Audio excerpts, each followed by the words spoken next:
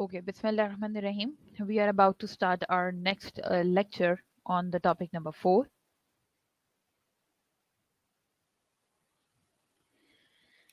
Today's lecture is on isotopes. Isotopes होते क्या हैं? कल हमने इलेक्ट्रॉनिक कॉन्फ़िगरेशन लिखना सीख ली, उसका मैंने आपको होमवर्क दे दिया था.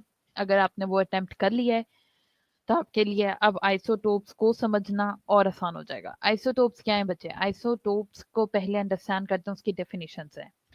Isotopes are defined as the atoms of an element that have same atomic number but different mass number.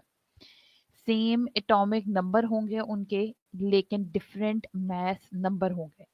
अब आपकी एट्थ और एट्थ क्लास की बुक से हम ये चीज एक दफा रिवाइज कर लेते हैं.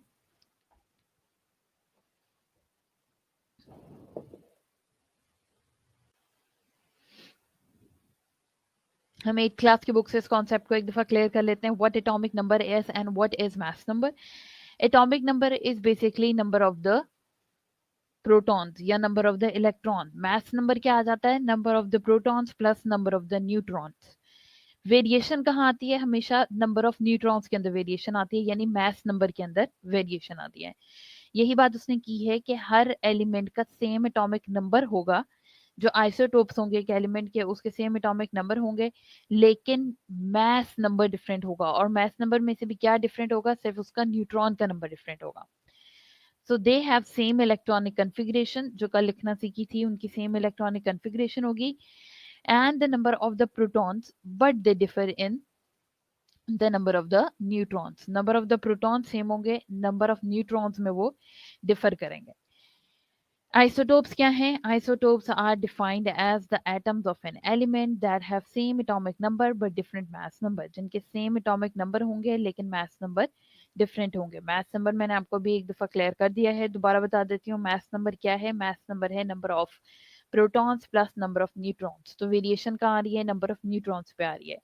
They have same electronic configuration and the number of the protons, but they differ in the number of the neutrons. क्या क्या चीजें सेम होती हैं?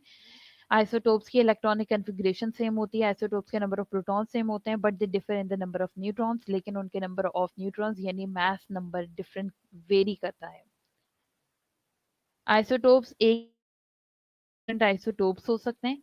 Isotopes have similar chemical properties. ये एमसीक्यू बन सकता है कि isotopes have similar chemical properties या isotopes have similar physical properties.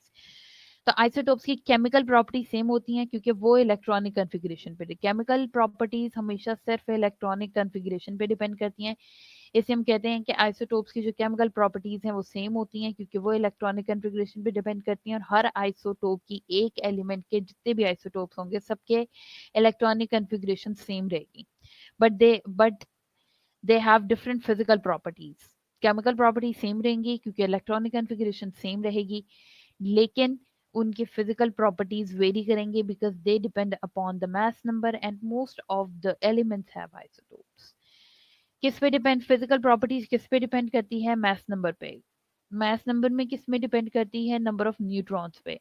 तो जब नंबर ऑफ न्यूट्रॉन्स वेरी करेंगे तो फिजिकल प्रॉपर्टी भी आइसोटोप्स की वेरी करेगी. केमिकल प्रॉपर्टी फिर बता देती हूँ, केमिकल प्रॉपर्टी क्यों वेरी नहीं करेगी? क्योंकि वो इलेक्ट्रॉनिक कन्फिग्रेशन पे डिपेंड करती है, और क्योंकि वो इलेक्ट्रॉनिक कन्फिग्रेशन पे डिपेंड करती है इसलिए वो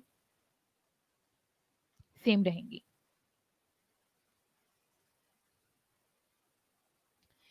अब हमारे पास सबसे पहले आइसोटोप्स ऑफ हाइड्रोजन आ गया है, लेकिन इससे पहले हम generating a pole.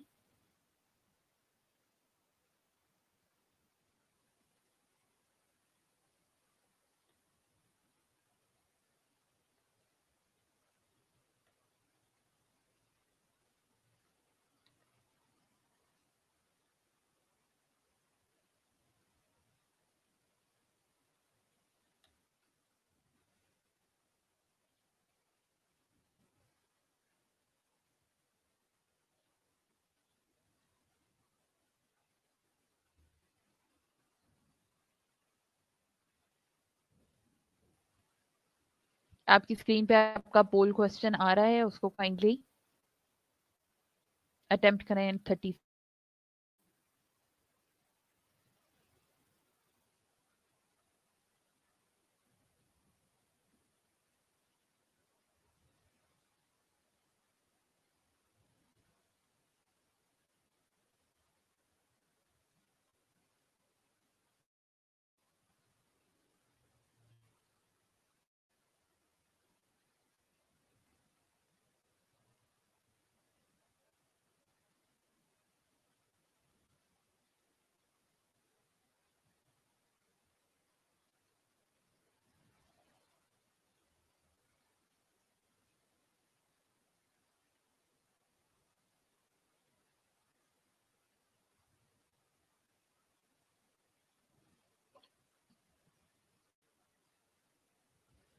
I'm ending the poll, and the answer is the isotopes.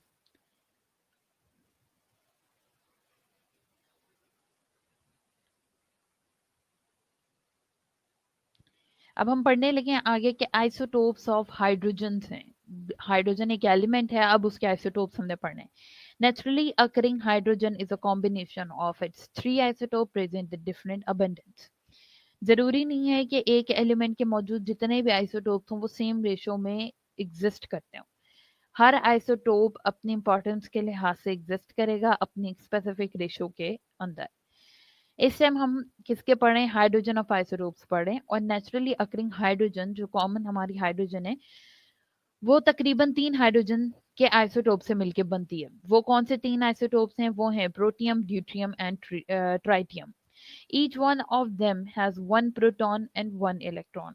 Her isotope के अंदर एक प्रोटॉन और एक इलेक्ट्रॉन मौजूद है, बेशक वो H1 हो, प्रोटियम हो, ड्यूट्रियम हो या ट्राइटियम हो, सबके अंदर एक प्रोटॉन एक इलेक्ट्रॉन मौजूद होगा। डिफरेंस कहाँ आया था, हमने कहा था मैथ नंबर पे डिफरेंस आएगा। इस चीज को अंडरस्टैंड करने के लिए आपकी स्क्रीन पे एक डायग्राम आ रही है। अगर आप उस डायग्राम पे फोकस करें तो जो प्रोटियम है उसके हाइड्रोजन ऊपर भी 1 है और नीचे भी 1 है। अब इस चीज को सबसे पहले क्लियर कर लें कि जो मैथ नंबर है वो हमेशा सिंबल के ऊपर लिखा जाता है, जो एटॉमिक नंबर है वो हमेशा सिंबल के नीचे लिखा जाता है। हमने कहा कि हर हाइड्रोजन का जो आइसोटोप है उसके पास एक प्रोटॉन एक इलेक्ट्रॉन मौजूद है, इसलिए हर हाइड्रोजन के नीचे 1 लिखा गया है। प्रोटियम के नीचे भी 1 है, ड्यूट्रियम के नीचे भी 1 है और ट्राइट्रियम के नीचे भी 1 है। वेरिएशन कहाँ आनी है, मैथ नंबर में आनी है। मैथ नंबर में कहाँ वेरिएशन आनी है, नंबर ऑफ न्यूट्रॉन्स के अंदर आनी है। इसलिए प्रोटियम में एक न्यूट्रॉन होता है, ऊपर 1 मौजूद है। ड्यूट्रियम के अंदर एक प्रोटॉन और एक न्यूट्रॉन मौजूद होता है, इसलिए ऊपर 2 लिखा है। ट्राइटियम के ऊपर 2 न्यूट्रॉन और एक प्रोटॉन होता है, इसलिए उसके ऊपर 3 लिखा है। रिपीट कर देती हूँ, जो प्रोटियम है हमारे पास हाइड्रोजन का प्रोटियम आइसोटोप जो हमारे पास मौजूद है उसमें नीचे 1 इसलिए लिखा है क्योंकि वो उसका एटॉमिक नंबर है, उसके अंदर सिर्फ एक इलेक्ट्रॉन मौजूद है। ऊपर जो 1 लिखा है वो सिर्फ नंबर ऑफ प्रोटॉन है क्योंकि उसके अंदर 0 न्यूट्रॉन्स मौजूद होते हैं। जो प्रोटियम होता है उसके अंदर 0 प्रोटॉन्स मौजूद होते हैं, तो 1 + 0 ओनली 1 आता है, इसलिए सिर्फ ऊपर नंबर ऑफ प्रोटॉन लिखे गए। ड्यूट्रियम के ऊपर 2 लिखा गया है, 1 नंबर ऑफ प्रोटॉन है और 1 नंबर ऑफ न्यूट्रॉन है, इसलिए 1 + 1 2 लिखा गया है। ट्राइटियम के ऊपर 3 क्यों लिखा गया है, क्योंकि उसके ऊपर नंबर ऑफ प्रोटॉन 1 है और नंबर ऑफ न्यूट्रॉन 2 है, तो 2 + 1 3 बनता है। इसलिए ये ऊपर हमेशा मैथ नंबर लिखा जाता है, नीचे हमेशा एटॉमिक नंबर लिखा जाता है। मैथ नंबर वेरी करता है आइसोटोप्स में। ये 3 आइसोटोप्स हाइड्रोजन के आपकी स्क्रीन पे आ रहे हैं, हाइड्रोजन 1, हाइड्रोजन 2 एंड हाइड्रोजन 3। अगर आप इनके जो हाइड्रोजन के स्ट्रक्चर्स बने हुए हैं इसके बीच में देखें तो जितने भी नंबर ऑफ प्रोटॉन्स हैं वो भी लिखे हुए हैं, जितने भी नंबर ऑफ न्यूट्रॉन्स हैं वो भी लिखे हुए हैं। Number of protons, I am repeating, number of proton 1 होगा, नंबर ऑफ इलेक्ट्रॉन 1 होगा, लेकिन नंबर ऑफ न्यूट्रॉन्स वेरी करेंगे जो कि मैथ नंबर के अंदर आते हैं। और मैथ नंबर ऑफ न्यूट्रॉन्स पे डिपेंड कर रहा है, तो number of neutrons in protium is 0, number of neutrons in deuterium is 1 and the number of neutrons in tritium is 2.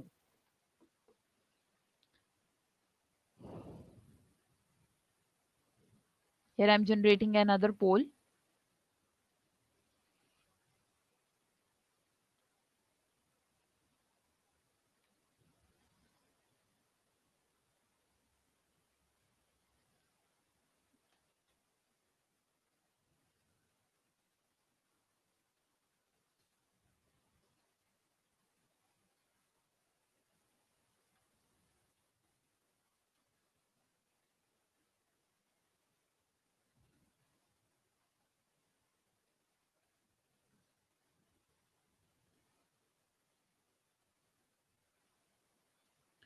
आपकी स्क्रीन पे ये आ रहा है पोल, काइंडली इसको अटेम्प्ट करें इन 30 seconds.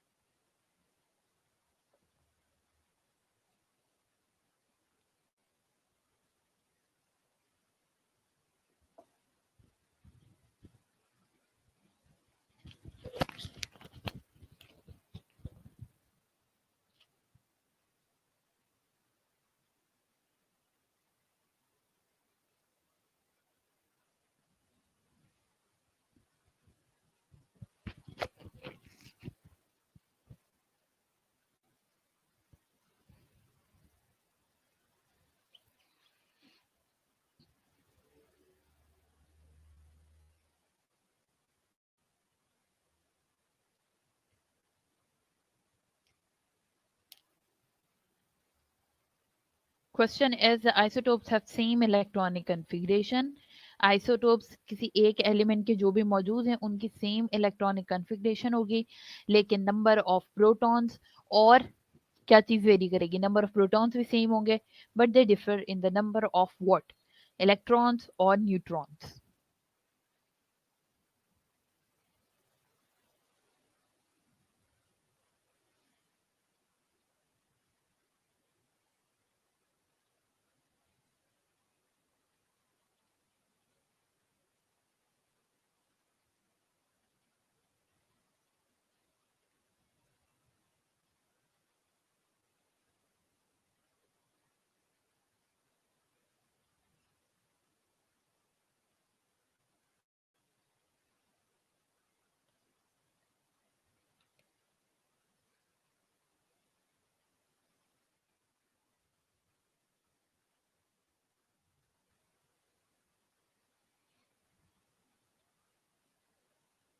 I am ending the poll now.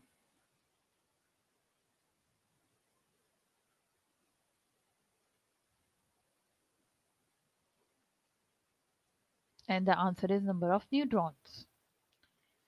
Okay, now we are moving towards the next slide, which is the isotopes of the carbon. Carbon के isotopes, हाइड्रोजन के 3 थे, कार्बन के कितने? There are 2 stable isotopes of carbon. Carbon के सिर्फ 2 ही isotopes हैं जो कि स्टेबल हैं, वो हैं carbon 12 and carbon 13, and 1 radio active isotope carbon 14. Radio active term आपको डिफाइन कर देती हूँ. रेडियो एक्टिव आइसोटोप्स वो आइसोटोप्स होते हैं जो रेडिएशंस प्रोड्यूस कर सकें. तो कार्बन के सिर्फ कार्बन 12 और कार्बन 13 ही वो आइसोटोप्स हैं जो स्टेबल हैं. Carbon 14 is not stable. The isotopes of the carbon 12 is present in abundance of 98.9%. पूरे एटमॉस्फेयर में, पूरे एनवायरनमेंट के अंदर कार्बन 12 98.9% जो कार्बन प्रेजेंट होगी वो कार्बन 12 होगी. टोटल एनवायरनमेंट की बात नहीं हो रही है इधर, सिर्फ ये बात हो रही है कि पूरे एनवायरनमेंट के अंदर जितनी भी कार्बन मौजूद होगी उसमें से 98.9% कार्बन 12 का आइसोटोप होगा. कार्बन का कार्बन 12 आइसोटोप सिर्फ होगा, while the carbon 13 and carbon 14 are both present only in 1.1% in nature. Nature के अंदर कार्बन 13 कार्बन 14 से 1.1% मौजूद होगा. इस 1.1% में से भी जो कार्बन 13 है वो 0.9% मौजूद होता है और बाकी 0.2% सिर्फ कार्बन 14 प्रेजेंट होता है. क्यों? क्योंकि carbon 14 is not a stable isotope, it is a radio active isotope, while the carbon 12 and carbon 13 are the stable isotope. Out of carbon 12 and carbon 13, carbon 12 are present in abundance, carbon 13 ज़्यादा amount, carbon 12 ज़्यादा amount के अंदर मौजूद है और उसकी ratio 98.9% बताई है मैंने. All of them have the same number of protons.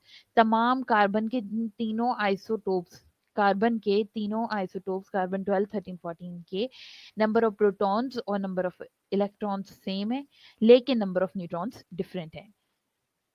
अगर आपके स्क्रीन पे जो डायग्राम आ रही है उससे ध्यान से देखें तो कार्बन, मैंने क्या कहा था कि जो मास नंबर है वो ऊपर लिखा जाएगा, एटॉमिक नंबर नीचे लिखा जाएगा.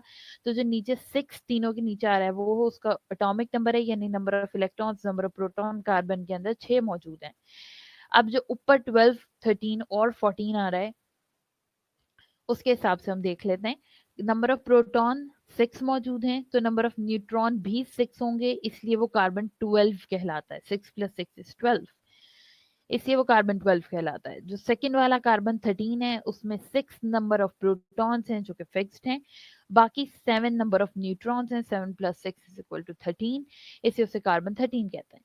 कार्बन 14 जो कि स्टेबल आइसोटोप नहीं है, जो कि रेडियो एक्टिव आइसोटोप है, उसमें 6 नंबर ऑफ प्रोटॉन है, 6 नंबर ऑफ इलेक्ट्रॉन है, लेकिन 8 नंबर ऑफ न्यूट्रॉन मौजूद हैं.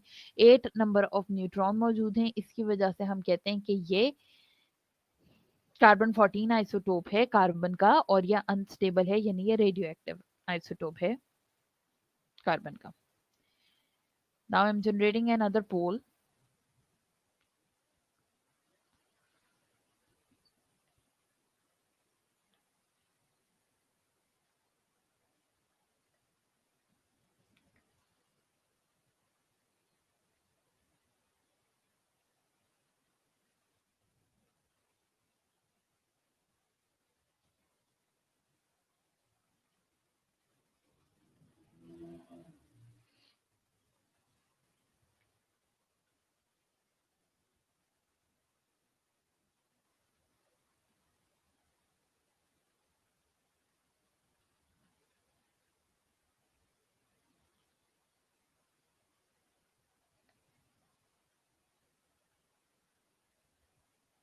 आपकी स्क्रीन पे आपका सवाल आ रहा है।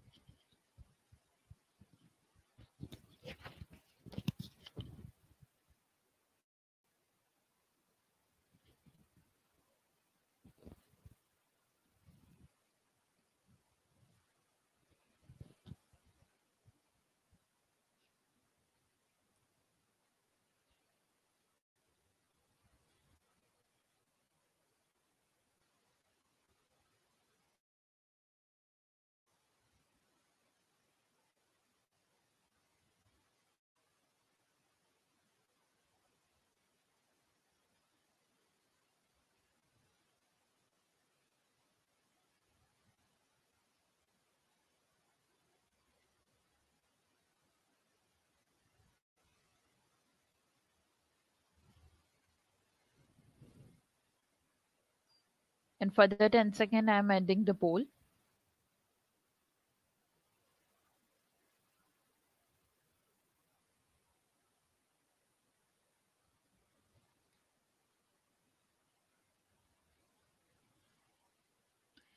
Okay, so answer was true. Yes. जो आइसोटोप्स हैं उनकी सिमिलर केमिकल प्रॉपर्टीज होती हैं because they depend upon the electronic configuration. Electronic configuration पे वो डिपेंड करते हैं, इसलिए उनके फिजिकल जो केमिकल प्रॉपर्टीज हैं वो सेम होती हैं। Isotopes have similar chemical properties क्योंकि केमिकल प्रॉपर्टीज डिपेंड करती हैं इलेक्ट्रॉनिक कन्फिग्रेशन के ऊपर, इसलिए सवाल का जो जवाब है वो ट्रू है। Okay, now we are moving towards our next slide which is the isotopes of chlorine. Chlorine के कितने आइसोटोप्स हैं? अब हाइड्रोजन के कितने थे? तीन थे, तीनों स्टेबल थे। जो कार्बन है उसके कितने आइसोटोप्स थे? तीन थे, तीन में से दो स्टेबल थे, एक रेडियो एक्टिव था। अब क्लोरीन है, क्लोरीन के सिर्फ दो आइसोटोप्स हैं, एक है क्लोरीन 35 और एक है क्लोरीन 37। क्लोरीन के नीचे 1717 लिखा हुआ है, जिससे हमें पता चलता है कि इसके एटॉमिक नंबर 17 है, यानी नंबर ऑफ प्रोटॉन्स और नंबर ऑफ इलेक्ट्रॉन 17 मौजूद हैं। लेकिन क्योंकि नंबर ऑफ न्यूट्रॉन्स वेरी कर रहे हैं, इसलिए नंबर ऑफ न्यूट्रॉन्स यानी मास नंबर जो ऊपर लिखा गया है वो आपका कर रहा है वेरी। अगर हम देखें तो क्लोरीन जो पहला वाला है उसके ऊपर 35 लिखा है, और जो क्लोरीन दूसरा वाला है उसके ऊपर 37 लिखा है, यानी जो सेकंड वाला क्लोरीन है उसमें नंबर ऑफ न्यूट्रॉन ज्यादा हैं, और जो फर्स्ट वाला क्लोरीन है उसके अंदर नंबर ऑफ न्यूट्रॉन्स कम है। अगला हमारे पास जो आइसोटोप्स हैं वो हैं यूरेनियम के isotopes. These are the three isotopes of the uranium. तीन आइसोटोप्स यूरेनियम के मौजूद हैं, जिन्हें हम कहते हैं U234, U235 and U238 and U230। Yes, U38। U38 जो है हमारे पास वो फाउंड ऑलमोस्ट प्रेजेंट होता है 99%। हमारे इर्द गिर्द जितना भी यूरेनियम जितना भी प्रेजेंट है इस दुनिया में, वो टोटल 99% उस अमाउंट का यूरेनियम 238 है, and this is the common one. जो बाकी यूरेनियम 234 235 हैं वो अनस्टेबल हैं, और वो ओनली 1% के हिसाब से मौजूद हैं। तो जो कॉमन वाला है वो यूरेनियम 238 है। U38 में से भी 92, 238 में से 92 नंबर ऑफ प्रोटॉन्स हैं, और बाकी इसके नंबर ऑफ न्यूट्रॉन्स हैं। ये आपको जरूर याद होना चाहिए।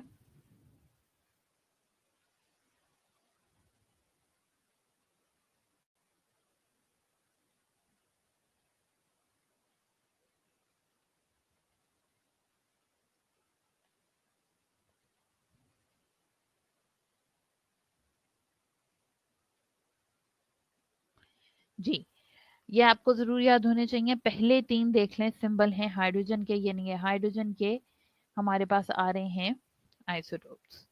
इनके एटॉमिक नंबर कितने हैं? तीनों के एटॉमिक नंबर बच्चे 1 है।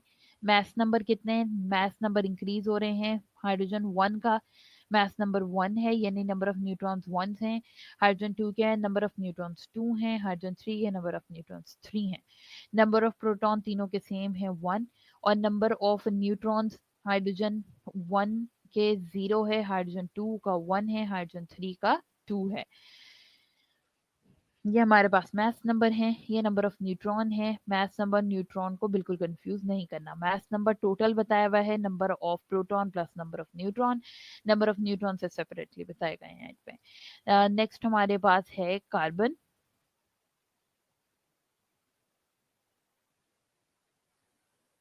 कार्बन के हमने पढ़े हैं 3 आइसोटोप, कार्बन 12, कार्बन 13, कार्बन 14, जिनमें हमें पता है एटॉमिक नंबर तीनों कार्बन का 6 है, यानी number of proton number of electron 6 मौजूद हैं।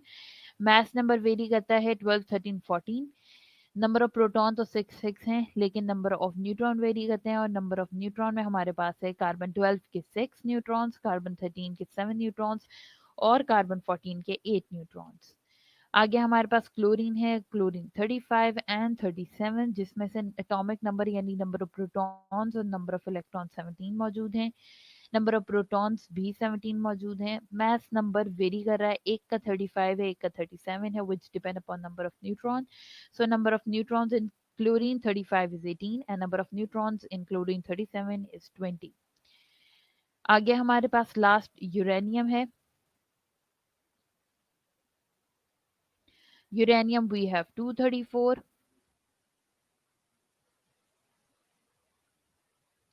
uranium we have 234, 235 and 238।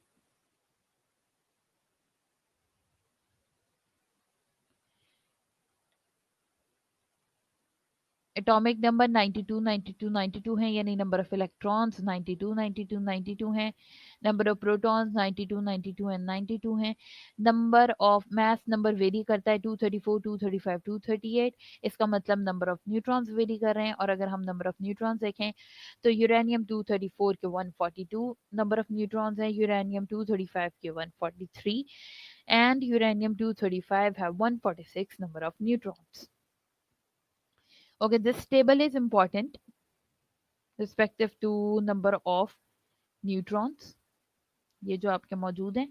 Number of neutrons आपको जरूर पता होने चाहिए। ये number of protons atomic number तो आराम से याद हो जाएंगे, लेकिन नंबर ऑफ न्यूट्रॉन्स के लिए आपको सेपरेट टेबल बनाना पड़ेगा। फर्दर आगे अब हमारे पास हैं यूजेस बच्चे, किसके यूजेस? आइसोटोप्स के। हर आइसोटोप्स के अपने इंपॉर्टेंट है, हर आइसोटोप के अपने यूजेस हैं, लेकिन बिफोर दिस मैं आपके साथ एक यूट्यूब की वीडियो शेयर कर रही हूँ ऑन आइसोटोप्स।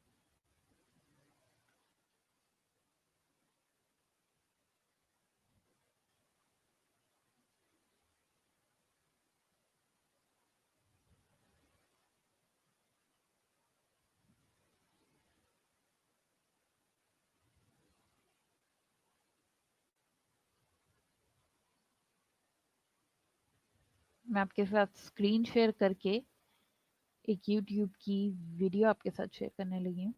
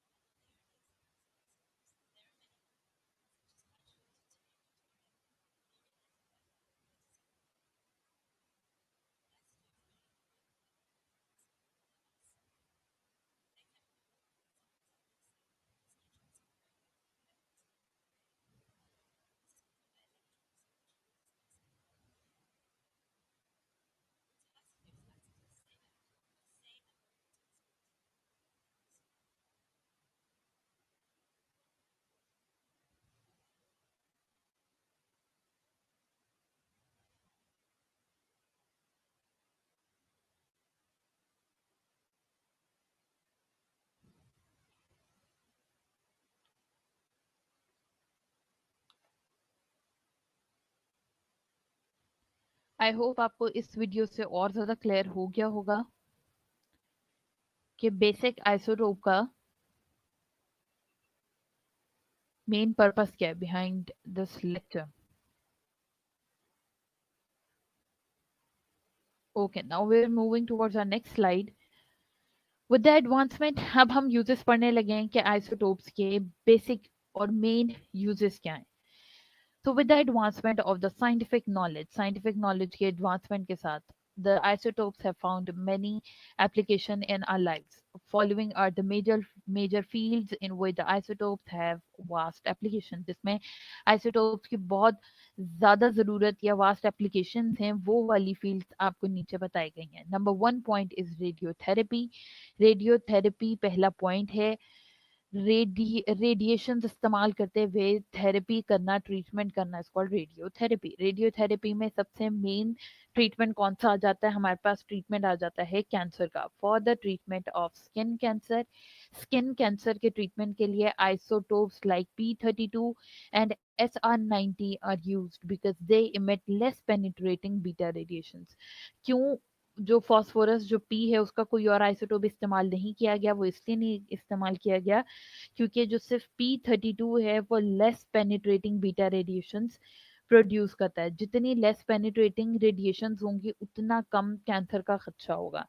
और कैंसर के अगेंस्ट ही हम काम कर रहे हैं, तो हमें ऐसा आइसोटोप इस्तेमाल करना है जो कॉज ना करे बल्कि उसको ट्रीट करे. इसलिए हम P32 या SR90 का इस्तेमाल करते हैं.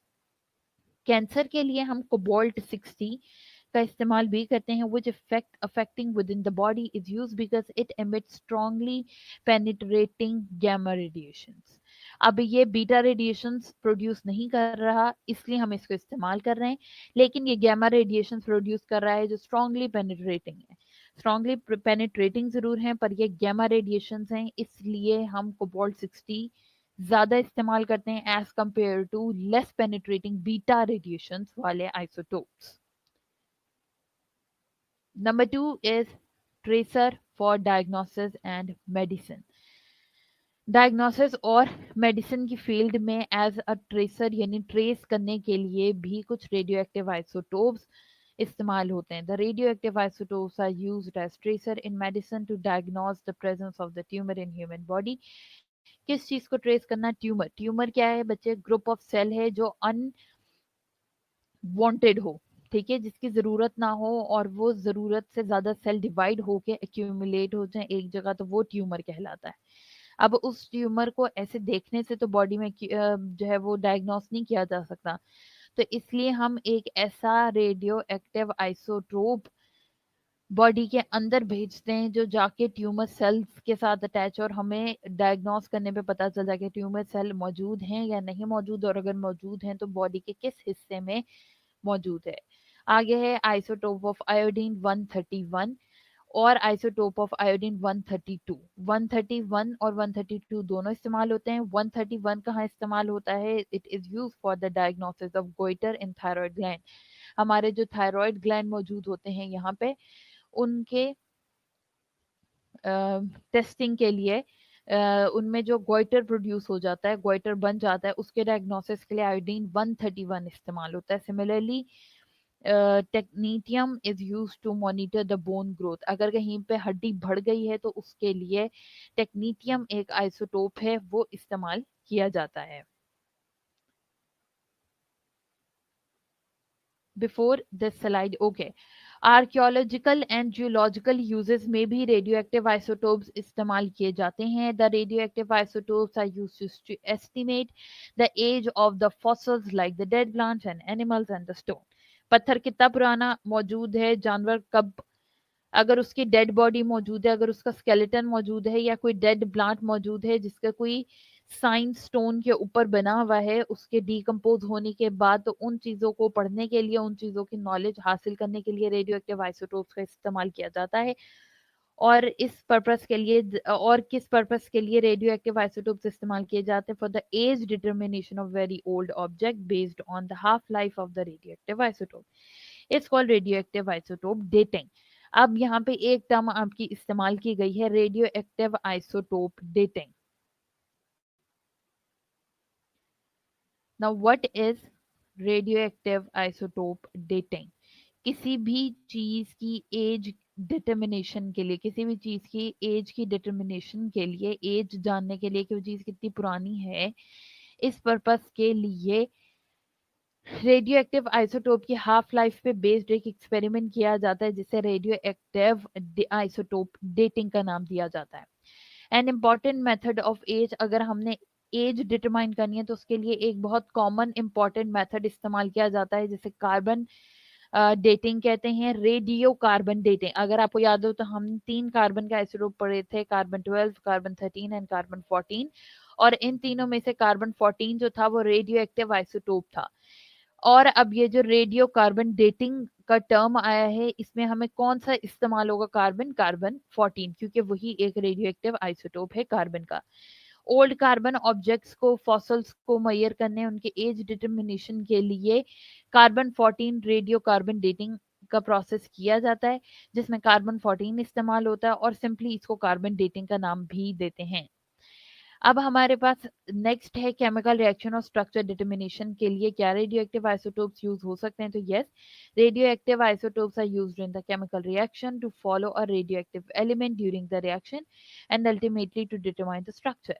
अब हम ये सारे रेडियो एक्टिव ही क्यों पढ़ें? क्योंकि रेडियो एक्टिव आइसोटोप्स अनस्टेबल होते हैं। अगर हम स्टेबल रेडियो एक्टिव आइसोटोप्स इस्तेमाल करेंगे तो वो डायग्नोसिस में, कैंसर ट्रीटमेंट में कोई मदद नहीं देंगे, क्योंकि वो स्टेबल होंगे, वो बॉडी में जाकर रेस्ट करना शुरू कर देंगे, वो कोई एक्शन नहीं करेंगे जिसकी वजह से हम अपना ट्रीटमेंट या डायग्नोसिस नहीं कर सकते। इसलिए जब भी हम किसी भी पर्पस के लिए आइसोटोप्स इस्तेमाल करते हैं जो कि खासतौर पर मेडिसिन से रिलेटेड हो, तो हम रेडियो एक्टिव आइसोटोप्स इस्तेमाल करते हैं। इसी तरह से रेडियो एक्टिव आइसोटोप्स इस्तेमाल हो रहे हैं केमिकल रिएक्शन में, ताकि हम उनका रिएक्शन का पूरा प्रोसीजर जान सकें, उनका स्ट्रक्चर को समझ सकें। Then now I'm generating a poll.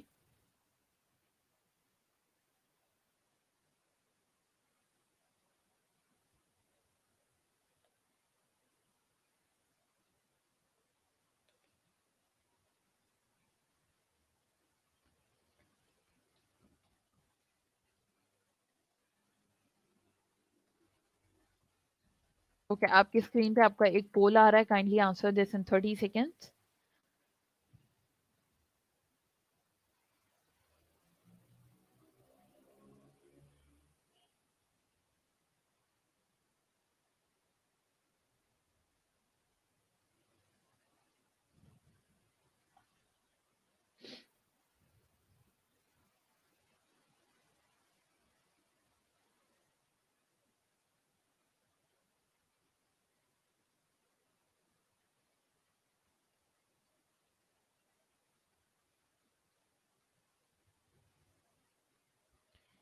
Kindly answer this in 30 seconds, that the three isotopes of hydrogen are named as protium, deuterium और tritium. क्या isotopes जो हाइड्रोजन के हम 3 पढ़े, क्या उनके यही 3 नाम हैं? Yes or no?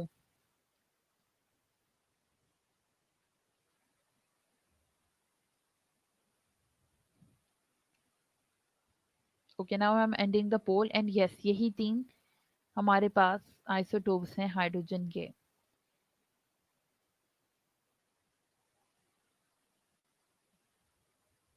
Okay, now we are moving towards next slide, which is for example the carbon 14. अब हम ये कार्बन डेटिंग और केमिकल रिएक्शंस के हिसाब से पढ़ रहे हैं। जो कार्बन 14 है वो इस्तेमाल होता है टू लेवल कार्बन मोनोऑक्साइड। कहीं पे भी कार्बन मोनोऑक्साइड की कंसंट्रेशन फाइंड करनी है, कार्बन मोनोऑक्साइड कितनी प्रेजेंट है, कितनी नहीं प्रेजेंट है, इस पर्पज के लिए हम कार्बन 14 जो रेडियो एक्टिव आइसोटोप है कार्बन का, उसका इस्तेमाल करते हैं। As carbon monoxide is use by the plant for the photosynthesis to form the glucose. Carbon monoxide कहाँ इस्तेमाल होती है? प्लांट्स इस्तेमाल करते हैं फोटोसिंथेसिस में ग्लूकोज बनाने के लिए। Its to to movement is detected through the various intermediate steps up to the glucose. जैसे जैसे ये मूव करती है वैसे वैसे कार्बन 14 लेबल्ड होती है, साथ साथ मैयर होता जाता है। Application in power generation, isotopes की एप्लीकेशन पावर जनरेशन में कहाँ है? इसमें देखें यूरेनियम 235 का इस्तेमाल हो रहा है। रेडियो एक्टिव आइसोटोप्स इस्तेमाल होते हैं या यूज होते हैं to generate the electricity by carrying out the controlled nuclear fission reaction. Nuclear fission reaction जिसमें यूरेनियम न्यूट्रॉन के साथ मिलेगा और एक ब्लास्ट होगा जिसके जरिए न्यूट्रॉन्स ही प्रोड्यूस होंगे, बहुत ज़्यादा हाई अमाउंट में एनर्जी प्रोड्यूस होगी, और साथ हमारे पास क्रिप्टॉन और बेरियम के आइसोटोप्स मिलेंगे।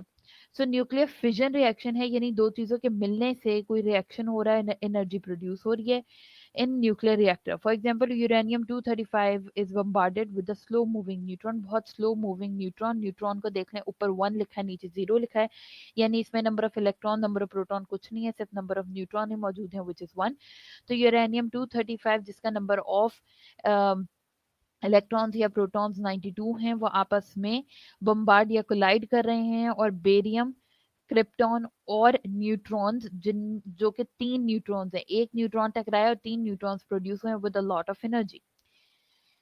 A large amount of energy is released which is used to convert water into steam। ये जितनी भी large बहुत vast amount of energy जो produce हो रही है, ये इस्तेमाल होती है steam बनाने में boilers के अंदर। The steam then drives the turbines to generate electricity।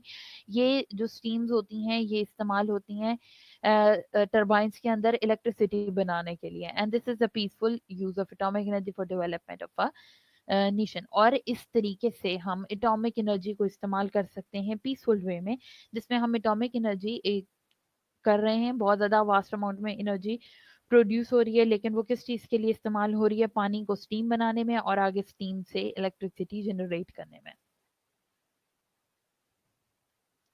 Okay अगर हमारे पास लॉन्ग आ जाता है आइसोटोप्स में, तो पहले आइसोटोप्स की डेफिनेशन दें, उसके बाद एग्जांपल्स दें, हाइड्रोजन की, कार्बन की, क्लोरीन की, यूरेनियम की। इन तीन चारों में से कोई से भी तीन को एग्जाम्पल के लिए याद करना है, लेकिन आपको चारों के isotopes, number of neutrons, number of proton, number of electrons, mass number, atomic number पता होना चाहिए, किसी से भी एमसीक्यू बन सकता है।